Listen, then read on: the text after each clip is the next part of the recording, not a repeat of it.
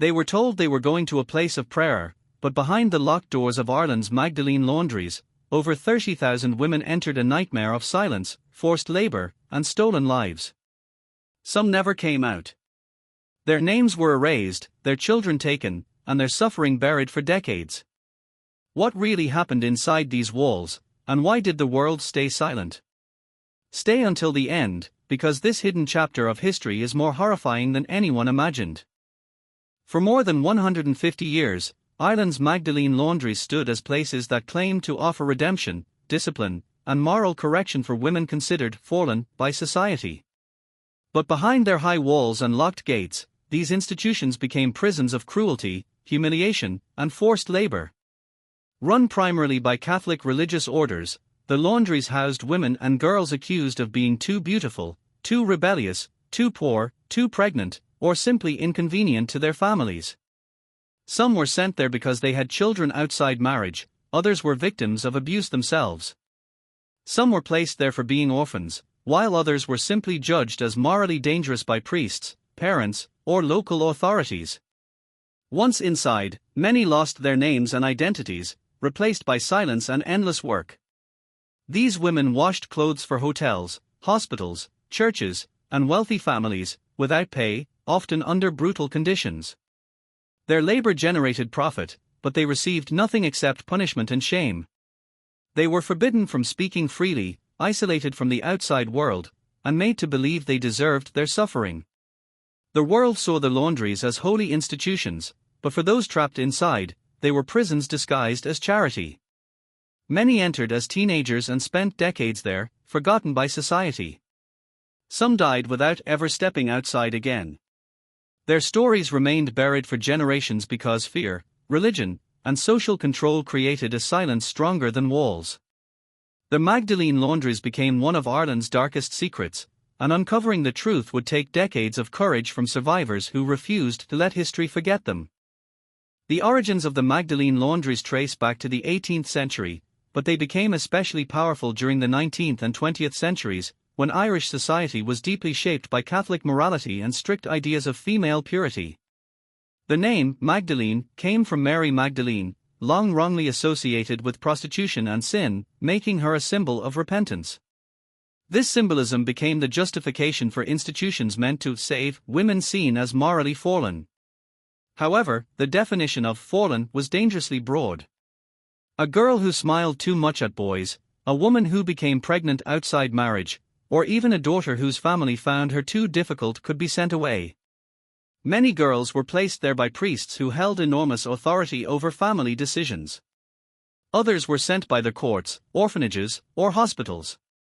Once admitted, escape was nearly impossible. These laundries were not officially prisons, but the women inside had no freedom. Their heads were sometimes shaved, their personal belongings taken, and letters from family withheld. Shame became a weapon. Society believed these women needed punishment, and the laundries provided exactly that. The Church's moral influence was so strong that questioning these institutions felt like questioning God Himself. Families often abandoned daughters there permanently, convinced it was for their own good or too ashamed to bring them home. This system thrived because it aligned with a society obsessed with respectability and secrecy. Women paid the price for maintaining that image. While men involved in scandals often walked free, women were locked away. This imbalance revealed how deeply gender and religion shaped injustice in Ireland for generations. Life inside the Magdalene Laundries was built around discipline, silence, and labor. The women rose early and worked long hours washing, ironing, folding, and scrubbing endless piles of laundry. Their hands cracked from harsh soap and hot water, and exhaustion became a constant companion. There was little rest and almost no kindness. Speaking was often forbidden except when necessary, and many survivors later described the silence as one of the most terrifying parts of their imprisonment. Silence meant isolation, and isolation made resistance harder. Nuns supervised every movement, often using humiliation as a form of control. Some women were publicly shamed for minor mistakes, insulted for their appearance, or punished physically. Food was basic and limited, and emotional comfort was almost non-existent. They were constantly reminded that they were sinful and unworthy. This psychological abuse was as damaging as the physical hardship. Many women entered believing they had done nothing wrong, but years of being told they were bad caused deep emotional scars. Some were denied education, medical care, and contact with family.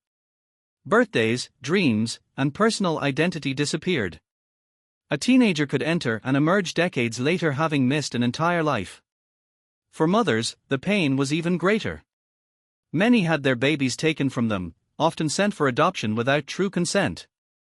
The trauma of separation haunted them forever. Inside these walls, women were not treated as human beings with dignity, but as problems to be hidden and corrected. The laundries were designed not to heal, but to erase mistakes, erase shame, erase women themselves from public view.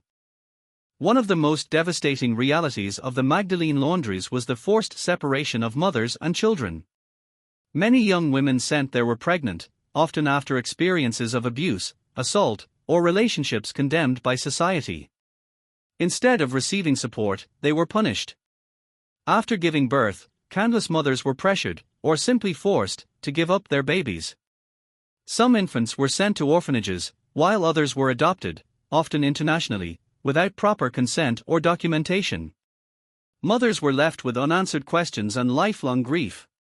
They were told it was for the child's best future, but the truth was often wrapped in secrecy and coercion. Some women never even got to hold their babies properly before they were taken away. Others were lied to and told their children had died. The emotional destruction caused by these separations lasted a lifetime. Many survivors spent decades searching for children they were never allowed to know. Some children, now adults, grew up unaware of their origins and later discovered painful truths about how they were taken. This hidden adoption system became another layer of injustice connected to the laundries. It revealed how deeply society valued reputation over compassion. A woman's suffering mattered less than preserving family honor or religious morality. For many survivors, the loss of a child became the wound that never healed. Even after leaving the laundries, they carried guilt, confusion, and heartbreak. Rebuilding life after such trauma was nearly impossible. The silence surrounding these forced separations protected institutions while destroying families. Only years later, when survivors began speaking publicly, did the world begin to understand the scale of what had been done in the name of morality and salvation. The secrecy surrounding the Magdalene Laundries was one of the main reasons they survived for so long. These institutions operated in plain sight, often in busy towns and cities, yet few people dared question what happened inside. Laundry trucks came and went. Local businesses and hospitals sent their washing there. Priests praised the nuns. Families whispered but remained silent. Everyone knew something, but almost no one challenged it. Fear of the Catholic Church played a major role. In Ireland, the Church held immense power over education, healthcare, family life, and politics. Speaking against religious orders could mean social isolation, shame, or even spiritual condemnation. Survivors themselves often stayed silent because they had been taught that their suffering was deserved. Shame became a prison long after the physical walls were gone. Some women left the laundries carrying secrets they never shared, even with their own children. Others feared no one would believe them. Society preferred the comforting illusion that these were places of rescue rather than exploitation. The laundries also benefited financially from free labor, making them useful to powerful institutions. This economic convenience helped protect them. Governments failed to intervene, often choosing cooperation over accountability. Records were hidden, deaths were undocumented, and names disappeared into silence. In some cases, women were buried in unmarked graves, as if even death could not restore their identity. The lack of transparency allowed abuse to continue for generations. It was not one act of cruelty but an entire system built on silence, respectability, and denial. Breaking that silence required extraordinary bravery from survivors who risked reopening painful wounds to demand truth. The shocking truth about the Magdalene Laundries began reaching wider public attention in the late 20th century, largely because survivors refused to stay silent. Women who had spent years carrying trauma started telling their stories through interviews, memoirs, and legal battles. Their voices challenged decades of denial. One major turning point came in 1993, when a convent in Dublin sold part of its land and the remains of 155 women were discovered in unmarked graves. This discovery horrified the public. Questions exploded: who were these women? Why were they buried without dignity? Why had no one spoken about this before? The graves became impossible evidence that something deeply wrong had happened. Journalists, historians, and activists pushed harder for answers. Documentaries and films began exposing the hidden world of the laundries. Survivors described beatings, forced labor, stolen children, and years of emotional abuse. Their testimonies made denial harder to maintain. International attention increased pressure on the Irish government and the Catholic Church. Still, accountability came slowly. Institutions often minimized responsibility, and many records remained inaccessible. Survivors were forced to fight for recognition that should have come automatically. Public sympathy grew, but justice remained complicated. Many women were elderly by the time their stories were heard. Some died before receiving acknowledgement. The emotional cost of speaking out was enormous, yet they did it because silence had protected abuse for too long. Their courage transformed private pain into public truth. They made sure the laundries could no longer hide behind religious respectability. History had been buried, but it was finally beginning to rise to the surface. In 2002, the film The Magdalene Sisters brought global attention to the horrors of the laundries. Directed by Peter Mullen, the film followed the lives of young women trapped inside one of these institutions and showed the cruelty, humiliation, and abuse they faced daily. Though some criticized the film for being too harsh, many survivors said it reflected painful truths they had lived through. For international audiences, it was often the first time they had heard of the Magdalene Laundries. The film broke through their silence in a way that official reports had not. Visual storytelling forced people to confront what polite society had ignored. Suddenly, conversations that had once been whispered became impossible to avoid. Survivors gained visibility, and public pressure for investigation increased. While no movie can capture every detail of such a vast tragedy, its cultural impact was powerful. It challenged the myth that religious institutions were always places of safety and forced viewers to ask difficult questions about power, morality, and complicity.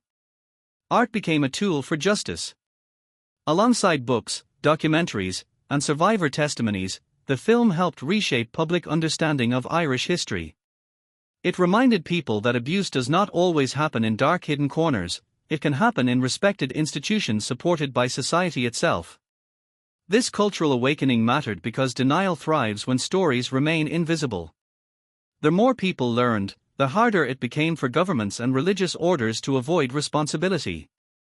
Sometimes truth enters history not through official documents, but through the courage of storytelling that refuses to look away. In 2013, after years of pressure, the Irish government officially apologised to the survivors of the Magdalene Laundries.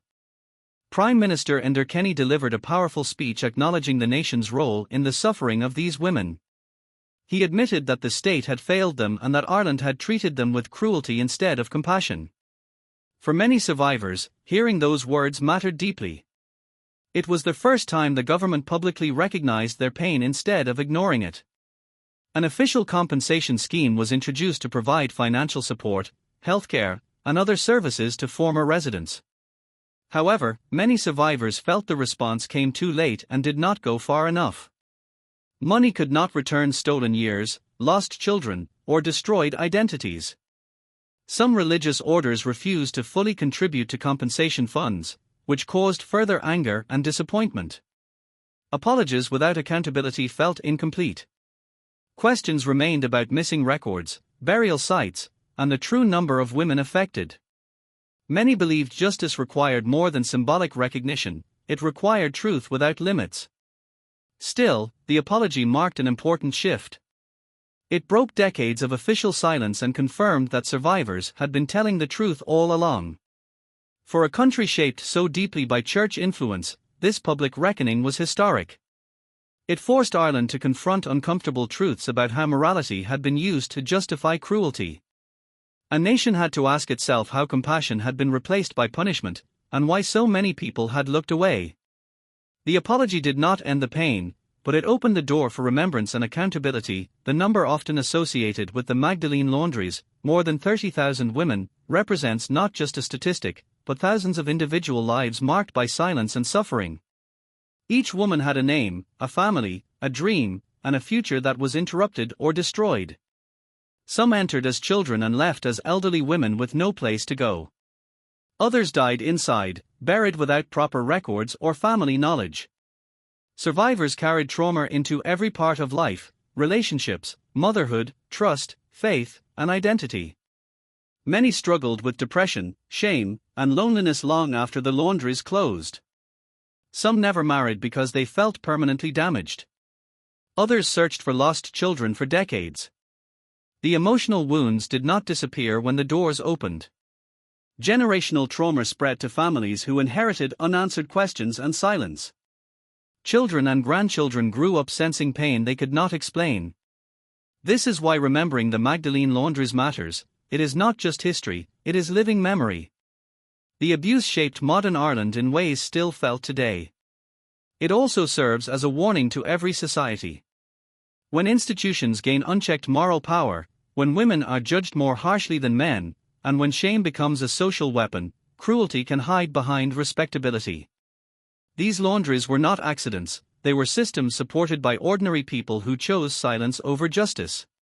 Understanding that truth is uncomfortable, but necessary. The past is not only about what happened, it is about what people allowed to happen. That lesson remains painfully relevant everywhere. Today, the story of Ireland's Magdalene Laundries stands as one of the most haunting reminders of how easily cruelty can wear the mask of righteousness. The women inside were not criminals. Many were victims of poverty, abuse, patriarchy, and a society obsessed with controlling female behavior. Yet they were treated as sinners needing punishment rather than human beings needing love. Their suffering challenges the comforting belief that evil always looks obvious. Sometimes it wears a nun's habit, speaks softly, and calls itself charity. The laundries teach us that silence is not neutral, it protects the powerful. Families who abandoned daughters, officials who ignored abuse, customers who benefited from unpaid labor, and institutions that chose reputation over truth all became part of the system. Remembering this history is not about hatred, it is about responsibility. Survivors asked for one thing above all: that the truth never be buried again. Their courage turned hidden pain into public memory. Museums, memorials, books, and investigations continue that work today, ensuring future generations understand what happened behind those walls. But remembrance must also lead to vigilance. Every society must ask who is being shamed, hidden, or controlled in the name of morality right now. History repeats when discomfort becomes silence. The Magdalene Laundries are not just an Irish tragedy, they are a universal warning about what happens when compassion is replaced by judgment. The women who survived deserve more than apologies, they deserve to be remembered as voices that finally broke the silence and forced the world to listen.